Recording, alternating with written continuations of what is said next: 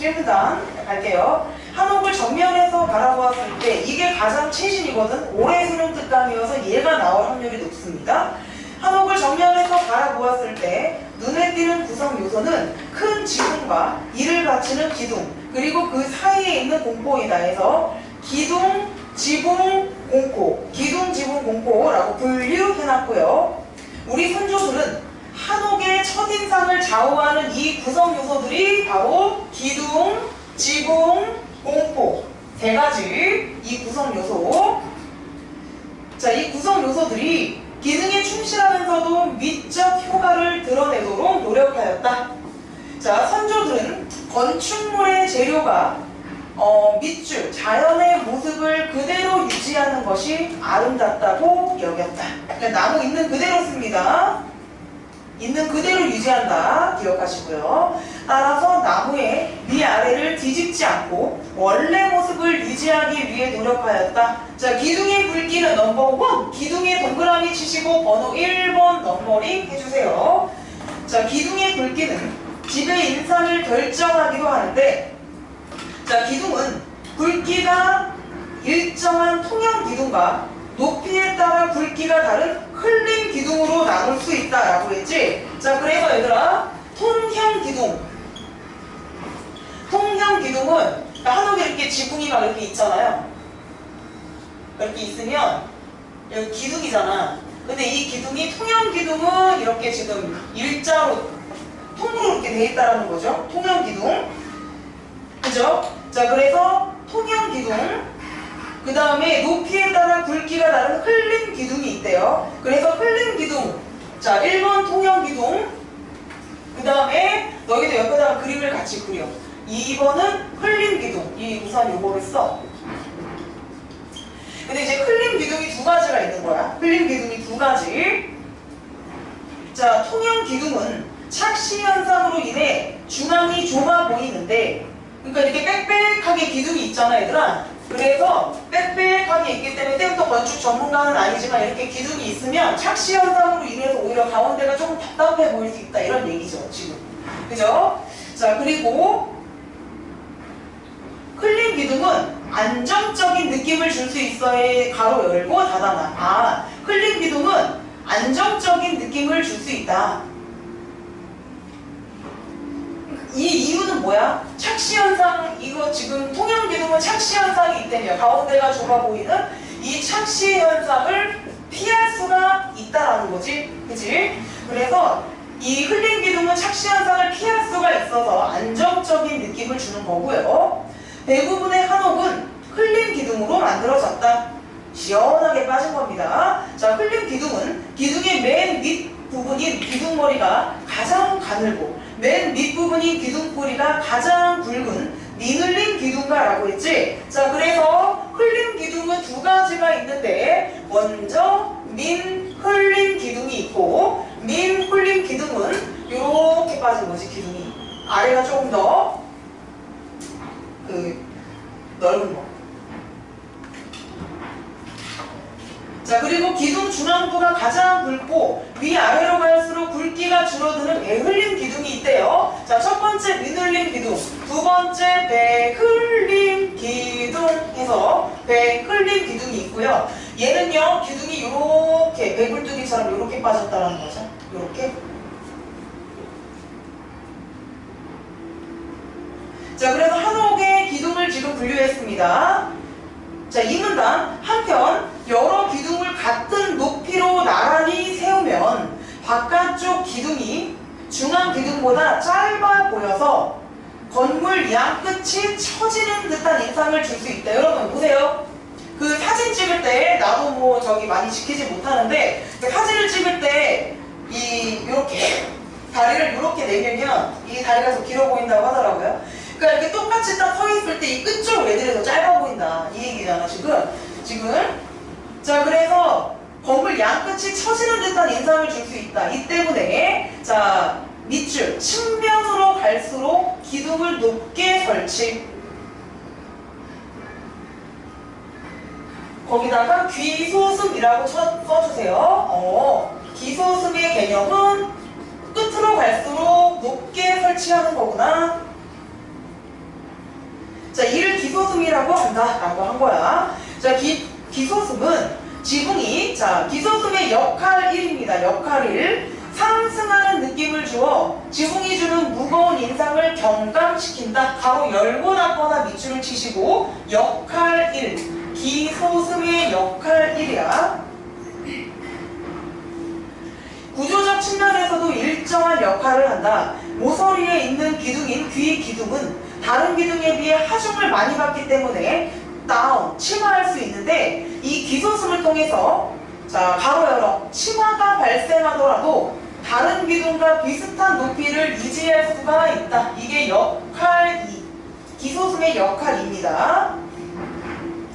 자, 한편 여러 기둥을 평행하게 세우면 정면에서 봤을 때 기둥 머리들이 바깥을 향해 벌어지는 듯한 느낌을 줄 수 있어서 자, 기둥 머리를 중앙으로 향해 조금 기울인다. 자, 가로 열고 닫아. 기둥 머리를 중앙을 향해 조금 기울인다. 요게 지금 안쏠림입니다. 지금 가로 열고 닫은 거 밑에다가 안쏠림.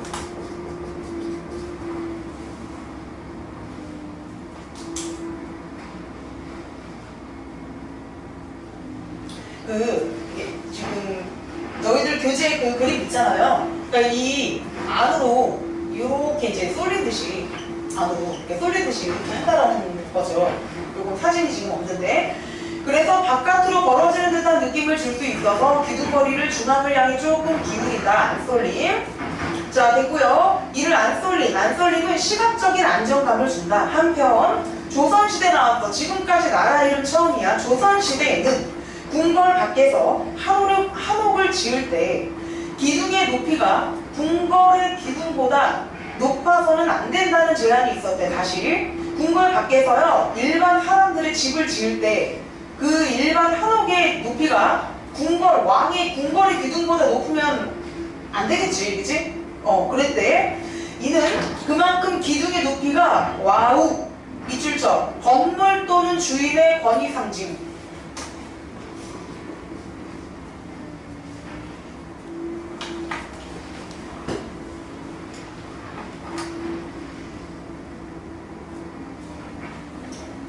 건물 또는 주인의 뭐를 상징한다고? 권위를 상징한다고 그랬지?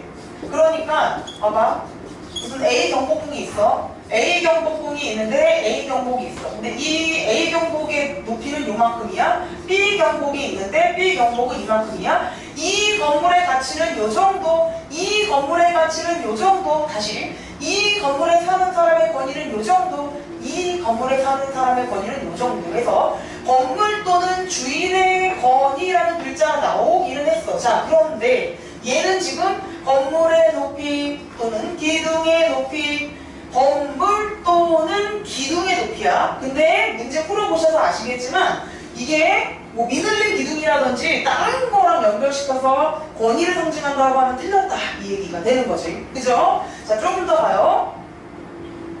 3문단입니다. 한옥에서 가장 큰 구성 요소인 지붕의 동그라미 2번. 자, 지붕의 동그라미 2번. 기둥이 있고요. 지금 지붕 나왔습니다. 지붕. 자, 한옥의 미를 결정짓는 중요한 요소이다. 선조들은 큰 지붕이 집 전체를 짓누르는 듯한 인상을 주는 걸 경계하고요. 기와 지붕의 처마를 정면에서 볼 때 측면으로 갈수록 점차 높게 만들었다 그랬지? 그러니까 너희들 지금 그 옆에 아래 사진 있지? 그래서 앞에 그 그림이 있잖아. 그러면은 그 여기 좀 클로즈업을 해놨는데 여기 한쪽만 이렇게 클로즈업을 해놓긴 했는데 이거를 앞에서 정면에서 이렇게 봤을 때, 정면에서 봤을 때 측면으로 갈수록 높게 만들었다? 정확하게 말하면 이런 식으로 해야 되려나요? 그죠? 그러니까 우리 한옥이 약간 기아집처럼, 그치? 내가 그림을 좀 이상하게 그리지만 약간 이런 식으로 돼 있잖아. 이런 게 다 지금 여기 이렇게 높아지는 게 안정감을 주기도 하고 처지는 느낌도 없애주고 정면에서 볼 때 이렇게 무거운 느낌도 없애주기 위해서 계속 지금 그런 얘기 하고 있는 거죠. 자, 그래서 그림 1처럼 가로 열어 조로 나온다. 조로 처마의 끝부분이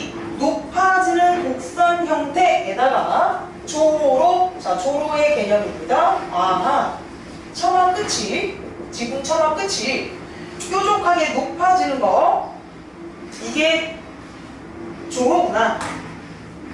자, 이러한 조로는 상승하는 듯한 인상을 주고요. 지붕을 가볍게 보이게 한다.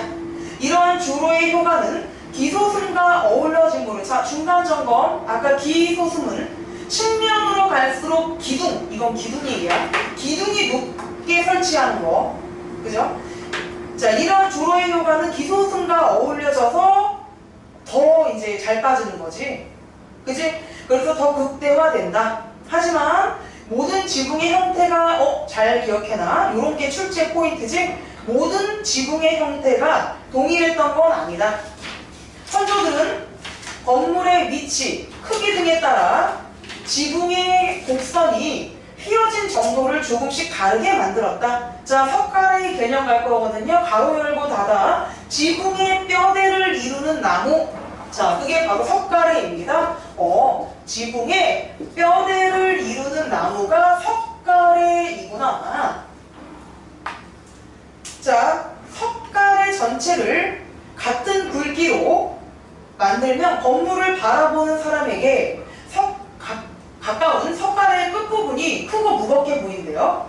이러한 느낌을 해소하기 위해, 자, 그림 1처럼 처마의 아랫부분, 자, 훌치기 갈 거야. 훌치기 해서 훌치기 갈 거야. 가로 열어. 처마의 아랫부분에 있는 석가래는 아랫면을 끝으로 갈수록 가늘어지게 깎기, 가로 닫아. 이번에는 석가래 말고 훌치기 해서 훌치기의 개념. 훌치기의 개념.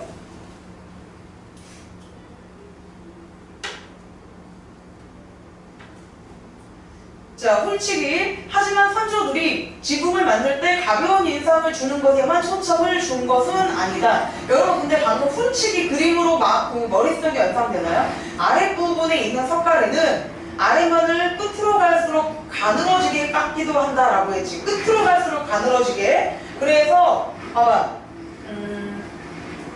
지금 2번 오른쪽에 쓸 자리에 있으면 써봐. 지금 2번의 지붕. 자, 지붕은 기본적으로 상승하는 듯한 느낌을 통해 가벼운 인상을 준다 라는 거고, 두 가지 조로하고 석가래.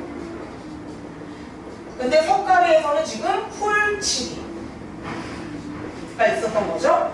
자, 그리고 훌치기 같은 경우에는 아래쪽으로 갈수록 이렇게 얄쌍하게 빠지게 했다 정도. 이렇게 보시면 되겠네요.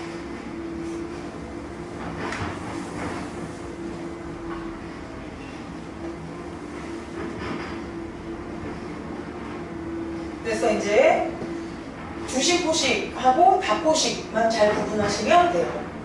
다문단 갈게요. 자, 한옥의 지붕에서 외벽 밖으로 나온 부분인 처마를, 그림이 있죠? 처마를 제대로 지지하지 않으면 처지는 문제가 발생할 수 있어서 그림 2와 같이, 자, 가로 열고 닫아주십니다. 처마를 지지하는 목재를 받치기 위해 목재를 덧댄다. 이게 바로 지금 여러분 가로 열고 닫은 거 공포의 개념이야. 공포의 개념. 기둥, 지붕, 공포. 기둥, 지붕, 공포. 몇 자야? 자, 그래서 공포 그 옆에 공포라고의 넘버링 3번 해주세요. 자, 공포까지 구분을 해야겠구나. 자, 공포의 배열 방식에 따라 한옥의 유형을 구분하기도 하는데, 공포를 기둥 위에만 배열한 것이 주심포식이에요. 여러분, 주심포식의 네모, 주심포식. 그 다음에 답포식 찾아봐. 답포식의 네모.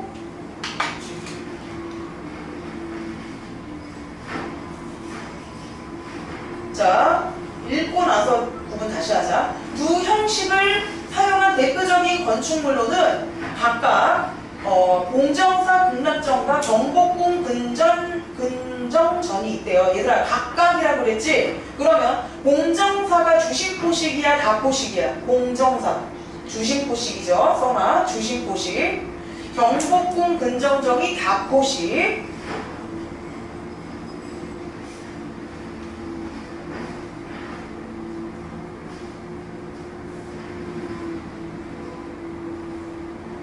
자, 그리고 기둥 위에 올라간 공포를 주상포라고 하고, 기둥 사이에 놓인 공포를 간포라고 한대. 그래서 너희 그 지금 그림 2에서 이거를 어떻게 내가 저기 봐봐. 자, 그림 2에서 여기 지금 여기 그림 2를 기준으로 여기 기둥 있지, 기둥. 이 기둥 위에 있는 게 지금 기둥 위에 있는 게 상포예요, 간포예요? 주상포예요, 간포예요? 주상포지? 거기다가 주상포라고 써놔. 기둥 위에 있는 게 주상포. 그리고 그 바로 앞에 이제 이렇게 돼 있죠, 그림이. 이런 거. 얘가 지금 간포지?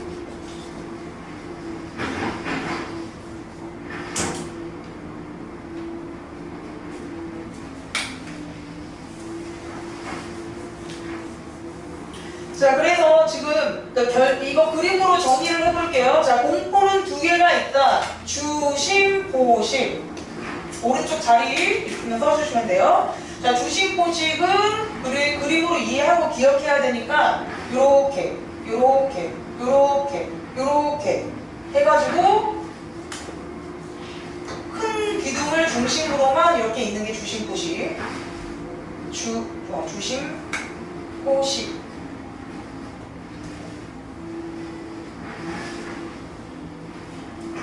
이 주심포식의 특징, 오래된 인상이고요. 아직 덜 익었지만 오래된 인상, 간결한 인상도 주고요. 아직 나라 이름 안 나왔죠? 고려시대에 주로 많이 사용했던 거나. 그 다음에 다포식.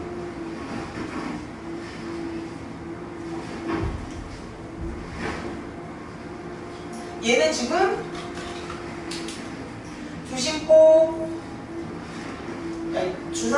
주상포, 간포, 주상포, 간포 이런 식으로 해가지고 좀 더 화려하죠.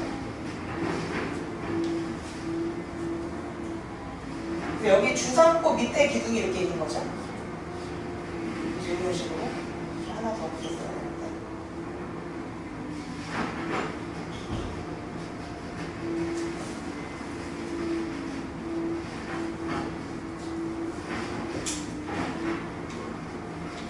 그래도 이 닭보식은 화려한 인상,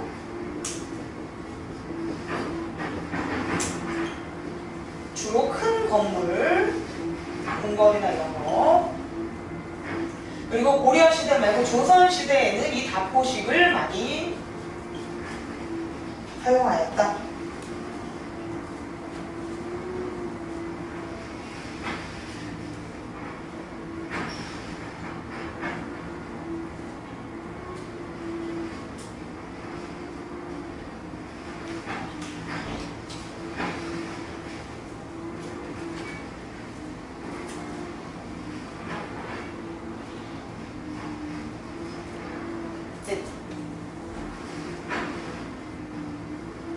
됐어요. 자, 이렇게 거의 이제 중요한 거 끝났어. 지금 그린 거를 텍스트로 정리해 볼게요. 근정적 있다. 기둥에 올라간 공포를 주상포, 사이에 놓인 거 강포. 둘의 모양은 같습니다. 모양은 같아. 주심포식은 우리나라에서 가장 오래된 공포의 배열 방식이고, 다포식보다 수가 적고 간결한 느낌을 준다. 다포식은 화려한 느낌을 준다. 주심포식에 비해서 하중을 더 고르게 분산할 수 있어 궁궐, 사찰 같은 큰 건물에 사용된다. 건물의 규모가 커질수록 지붕도 위아래로 커지지만 나무로 만드는 기둥은 이에 비례하여 높게 만들기가 힘들다. 때문에 기둥과 지붕의 높이 비례가 깨질 수도 있는데, 공포가 이 중간에 주상포하고 간포 얘네가 그걸 도와주나봐요. 일정한 높이를 차지하여 약간의 키높이 구도 같은 거지 부족한 기둥의 높이를 보완한다. 즉 공포는 처마의 지지를 도와 처마를 길게 만드는 데 기여하고, 건물을 수평적으로 확장. 지금 여러분은 공포, 빅미이어 공포에 대한 얘기하고 있는 거야. 자, 그리고 기둥의 높이를 보완하고 건물을 수직적으로 확장. 여기서 니네 메올래, 잘 찾을래, 잘 봐라. 수평과 수직이 다 나왔어요. 건물은 수평적으로 확장해. 처마를 길게 만드는데 기여함으로 건물을 수평적으로 확장해. 그리고 높이를 보완하여서 수직적으로 확장해. 그러니까 지금 여기 포인트는 그거네요. 처마의 지지를 돕게 되면 수평적 확장, 기둥의 새로 높이를 보완하게 되면 수직적 확장. 당연한 얘기지? 그래서 수평적과 수직적, 이거 글자 말리지 않게 해주시면 됩니다. 자, 밑줄 치십니다. 쫙. 건물이 웅장한 느낌을 주게 하는 동시에 비례의 아름다움도 획득할 수 있게 한다. 자, 여기다가 공포의 역할, 밑줄 친 거 끝났어. 공포의 역할. 수평, 수직적, 확장 가능하게 라고 생각합니다. 확장 가능하게 해주는 겁니다.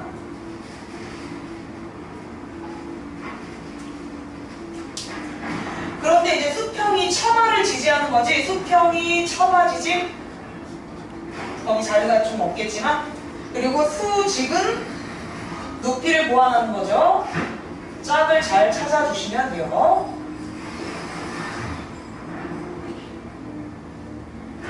근데 이제 얘네들은 웅장 그리고 비례미를 준다까지가 이 글에서 말하고 있는 핵심.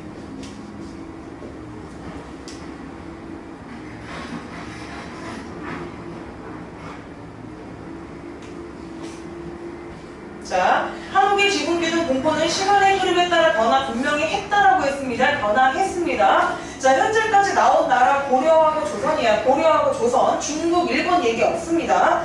시대에 따라 주로 사용되는 지붕의 모양과 처마의 곡선이 변화하였고, 조선 후기에는 배글림 기둥의 사용이 줄어들었대요. 여러분, 배글림 기둥 기억나요? 지금 너희들 텍스트에 배글림 기둥의 사용이 줄어들었고, 그 배글림의 색깔펜 같은 걸 이렇게 해놔, 이렇게 모양을.